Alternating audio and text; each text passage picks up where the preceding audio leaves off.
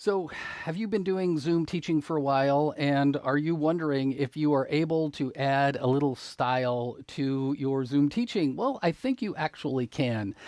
The reality is, a lot of the time, we think our students are super excited about our classes when in fact, they've had a way too much Zoom in their life. And Zoom fatigue is a real thing. And I think largely because we, as the Zoom teachers, just don't make it very interesting. And so I'm going to suggest three ways that you can think about actually adding a little bit of style to your Zoom teaching. The first is to get this thing called an ATEM Mini.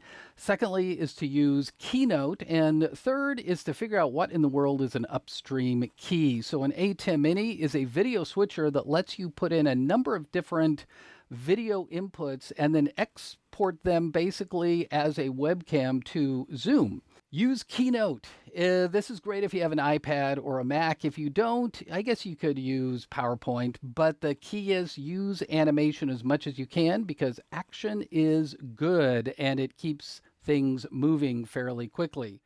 So also, once you get your ATEM Mini, figure out how to use this thing called an upstream key. And I'm going to go ahead and put a video in here, a link to this video that tells you how to use one of these things, which is a green screen, and to use it in a way that lets you project over certain things. And so your upstream key lets you put you over this image. So I'm using a camera and I'm also hacking away at a computer while I am doing this, trying not to be too distracted, but just pressing a button. And it's not that hard to do. So what you can do is ahead of time, you can set up your Keynote slides with all of your information. You can include all the main points.